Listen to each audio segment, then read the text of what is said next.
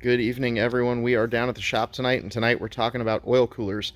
We're going to do a brief little overview of a couple of the different flavors, liquid, air, and then the Explorer truck unit that comes on the Mercury Mountaineer or Explorer. And we'll breeze through these others, and we'll get to this so we can primarily talk about this, the 90-degree adapter. Okay, let's start. This fitting right here is the common Ford oil filter adapter. This end is 3/4 16. It's the standard Ford oil filter, like an FL1A. I know that there are other lengths, but that's just the one I remember. This end that screws into the engine block, the larger thread, is 1 1/16 13. No clue why it's that size, but I do know that the 302, 351, 429, 460 are all the same. I believe the 351 Cleveland is also the same, but I'm no expert on that motor. While I love the cylinder heads, I'm not a Cleveland engine block fan, so for anybody that loves the Cleveland that's listening out there, you can feel free to hate me for it. This component is often damaged, so I decided I would go grab the part number. I keep these in stock because I get engines with them damaged. The part number is F1AZ6890-B. You can get these from Ford, right from the dealership. That's where I buy them from. I don't have any magical source to give you. Let's start with this first oil cooler. So this oil cooler comes largely on turbo 4-cylinder cars, like you would see this on something like the Mustang SVO or the Turbo Coupe, but it comes on all sorts of Ford vehicles. It is made by Modine. It is fairly heavy. It is, I believe, brass on the inside and steel on the outside, and it's all brazed together. It receives coolant through these small holes.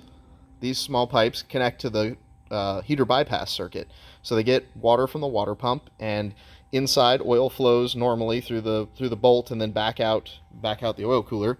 And in doing so, it passes through the passages inside. There's a pressure relief valve. You can see Modine's name on this thing. And this unit has a plate exchanger, a plate heat exchanger, where the oil's on one side and the water's on the other. The water circulates around the outer perimeter, and the oil goes through the plates in the middle, and it's forced to take a tortuous path through there. And that's how it does the cooling. These things work okay. I've never personally tested these in a race car, so I don't have any anecdote I can give you about racing them. I just know they exist. They're out there. There are units that look a lot like this that fit the 4.6 liter and probably also the 5-liter Coyote motor that are made of aluminum. They're different construction, not the same. I'm not sure that they will bolt on to a regular pushrod Ford. They probably won't because they're metric and these are standard. But let's move along. So oil cooler 1, oil cooler 2. This is liquid to air.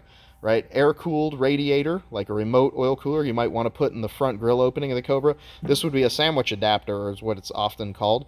This is the Ford flavor of that.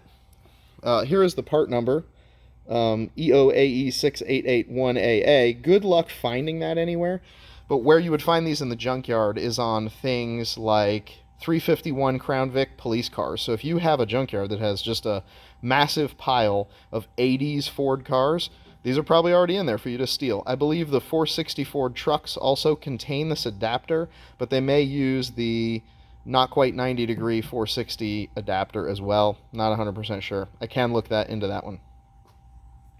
Okay, so it has a outlet and inlet. It receives engine oil from our stereotypical block fitting, right, that would screw into this. That's where the oil flows through the middle here. Actually, it doesn't flow through the middle. It flows backwards through the middle. It returns to the middle. It feeds out of the engine block, goes into this passageway right here, and then passes through the adapter, right, like this. And as you can see, the adapter has a pressure relief valve, or at least I believe. I don't know that this is thermostatic. So here's the little spring, and if we were to pour it out, there's a ball inside.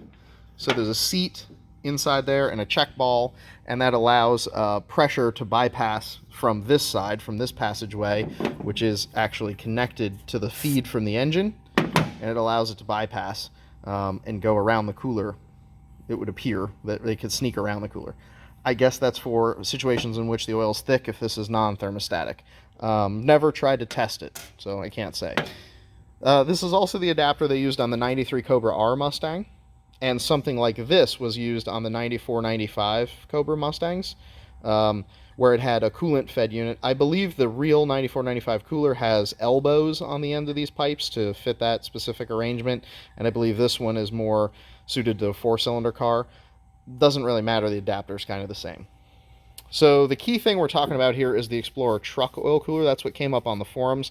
This is that. So as you can see, this is similar in shape. This shape is similar to this thing. They're not the same thickness. They're not the same at all. This one is made by Long. It is also stainless, which, or the casing is stainless. I don't know about the innards, but it appears to be. I am certain, don't tell me they're aluminum. I've TIG welded to these before. This thing is steel. They're often coated with this black powder coat like finish that's often peeling off. You can see this one's peeling. You can see there's some left. I don't really know what the finish is, but I do certainly know that they're weldable. So if you want to weld to these things, you can. I've done it already. So the first difference between this Explorer Mountaineer unit and these units here is these are all 3/4 16 male, which is a standard FL1 type Ford oil filter. That's what comes on a Mustang, like a Fox Mustang. This is metric. It is 22 millimeter by 1.5 millimeter, so it is the same pitch as the Coyote's oil filter, but way different size was meant to go on this. This took like an FL820 would screw onto this, but if you want a big filter, the same size as an FL1A, this is a Wix 51592, which will fit that and is roughly similar in size to the FL1A. So it is a very big filter. In fact, here's the Wix. Here is an FL500, which is the filter that comes on a Coyote motor. Same thread, different size filter, obviously, different capacity. But if you want to use this whole assembly, which you could use in your car, and you want the big filter, there's the big filter. This will fit on there. I did try this. I've never tried to run this in a car. I have run this in a car. I've run the FL820 in a car. I've never tried to put this on there. It will screw on, and this gasket, the filter gasket, is very similar in diameter. If I can get it out of here. It's not exactly the same, but it's pretty dang close. It's a little bit smaller. I suspect it would probably work, but I don't know. Would use that information at your own risk. But it will fit on there, as you can see. So, all right, moving on. The whole reason we're talking about this oil cooler is because it comes with a junkyard motor you might have purchased. You might have purchased an Explorer Mountaineer motor right from the junkyard. They're great engines. I wouldn't try to dissuade you from doing that. They typically have GT40 or GT40P heads, and they can be bought cheaply. I used to buy them for 75 bucks all the time. They made millions of them. I'm sure you can't get them that cheap anymore, but, you know, times are what they are. This unit, though, can't really be used. If you remove the oil cooler and you just want to use this elbow and you want to use this angled adapter and not have to buy one, I really don't think that's a viable option, and I'm about to show you why. So, first problem is this is the fitting that is meant to screw in the engine when you use this oil cooler. So you can see it's completely different. It's 1 1/16" on this side, so it screws into the engine just fine, but it's female 3/4 thread on this side. Obviously, those are very different. One male, one female. Okay, if you were to look at this oil cooler assembly more carefully, there's the 90 adapter. Ignore this hole. You will not have a hole here. I had a hole drilled for another application. Just don't worry about that. There's not a hole there that you have to plug. So this is the through bolt that attaches it to the engine and is meant to screw into this female adapter. So those would fit into each other like that. When these are tightened, this is installed in the engine block. This is torqued down, and it squeezes this assembly. There's an O-ring here, and there's also an O-ring on the other side that takes place where the oil filter would go. All right, so now you have this assembly mounted. You could use this oil cooler just like that. But if you wanted to recover this adapter and not buy one, and we were to remove this metric 22 adapter fitting,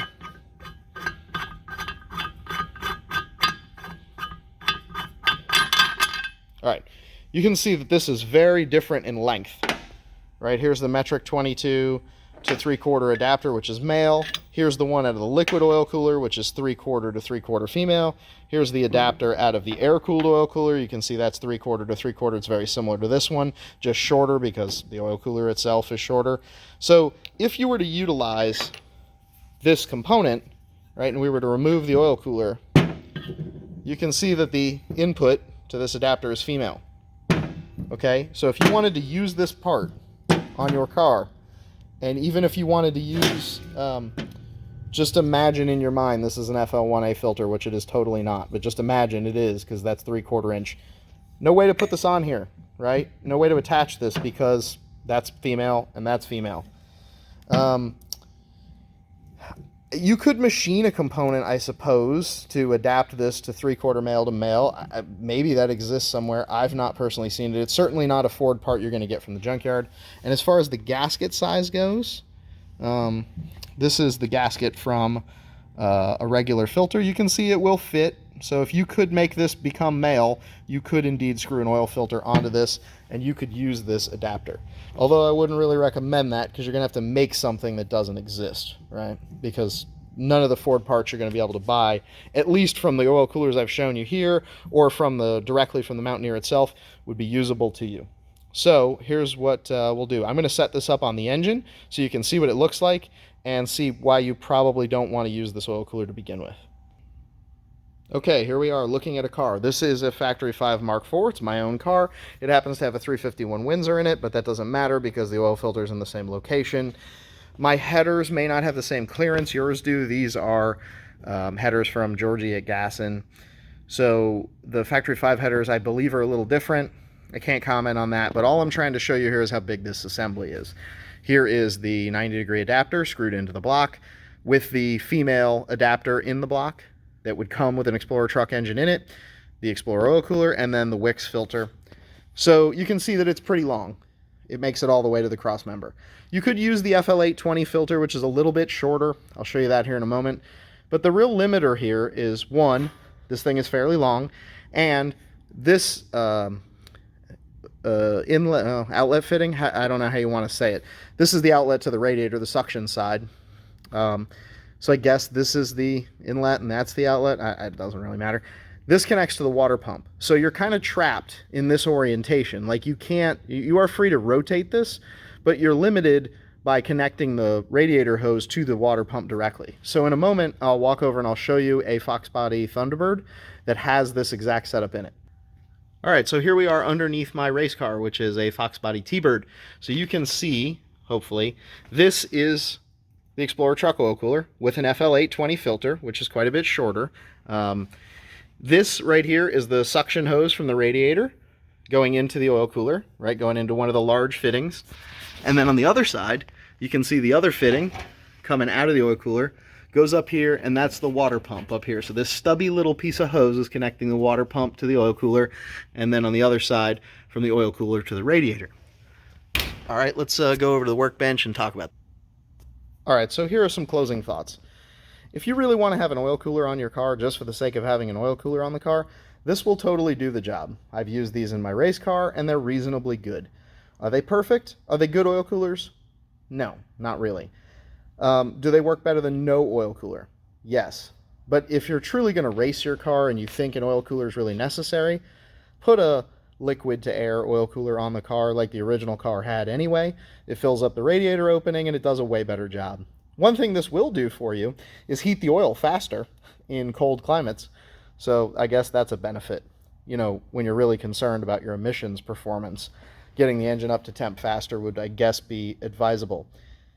You could use the short filter and you could run this cooler, but I don't really believe that this adapter, this 90-degree adapter, is viable. If you really need a 90-degree adapter, but you don't want the oil cooler here, you're probably stuck buying the one from Ford Motorsport because it already has a male 3/4 fitting on it. Let's have a few closing thoughts about the Explorer Mountaineer oil cooler. Keep in mind that I am a big proponent of using the Mountaineer engine in your Cobra, even though I totally did not do that myself. If your focus is getting the car running and driving and having the maximum amount of fun for the least amount of money, an Explorer Mountaineer motor is a camshaft away from a pretty decent combination. I plan to talk about this in detail in another video in the future. You can kind of see the beginnings of that video over there with a bunch of different engines lined up from small block to big block. So that'll be a future thing. So this, would I do this? No, I would not do this.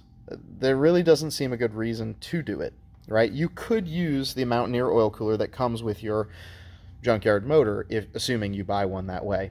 And even if you didn't, you could get this from the junkyard and put it on any 5-liter or 351. Obviously, you can see it's on a 351 here. It's not a great source of a 90-degree adapter. If you need a 90-degree adapter for header clearance, although I put an FL1A size filter on this motor and I had no header clearance problems, but these are gas-in headers, so I don't know if they're shaped completely different than the Factory 5 headers. I've never owned a pair of Factory 5's actual headers, so I can't comment. I know people comment about needing the adapter all the time, so maybe they're different and I just don't have the problems that they have. So I don't think this is a viable option unless there is some sort of super secret junkyard 3/4 to 3/4 adapter that exists in some other Ford car that I don't know about, that you could just buy from the dealer or steal from the junkyard, and you can make this adapter male on the inside. Then yes, this would be a suitable source of 90-degree adapters. The 460 adapter looks very different. That is a 90-degree, well, not quite 90, but almost 90 adapter that has oil cooler takeoffs. That's a very different unit and probably would be a good fit. They're very expensive on the internet, though, and I don't know why that is. I'm not 100% certain why they're expensive. They really shouldn't be, but hey, that's what it is. So the limitations of this oil cooler. I have raced a car with a pushrod 302, an Explorer truck engine, with that oil cooler on it. And why did I do that? I did that because the rules made me do that. My options were no oil cooler or this oil cooler. And was this oil cooler better than no oil cooler? Yes. Was it great? No. If you're really truly going to race the Cobra, just put an oil to air remote external oil cooler on the car. It will do more than you need it to do. If you're just going to drive it around on the street and your primary goal is to get the car running and driving and start enjoying it rather than building it, don't even waste your time with this. I would not use this oil cooler, and I also probably wouldn't use this 90-degree adapter. If you truly need a 90-degree adapter, buy the Motorsport adapter that just works. If you need a sandwich adapter, don't try to find that ancient Ford police car adapter. Just buy the Mocal one. Breeze sells it. I'm sure there's other places you could buy it, but Mark's a good guy, so get it from him. He's got a whole kit of fittings and everything. And you could use that adapter right here in place of this 90. And you could use the sandwich adapter, and you could still use a remote adapter if you needed to move the oil filter somewhere else over here if you wanted to do that. So that's kind of the way I would look at it. I don't know that this is a real viable option for anything than what you just see right here. And the coolant routing is kind of wonky if you use it like this. So if you're dead set on using this oil cooler, it's better than no oil cooler. But understand that you're going to have a little stub hose here, and you're going to have something funky over here to make the cooling system hook up, right? It's not going to be the standard Cobra stuff. Other than that, hopefully this information was helpful, and hopefully it answers some questions about this adapter. I've not seen anybody really take one apart on camera, and hopefully this helps you guys out. And thanks for watching.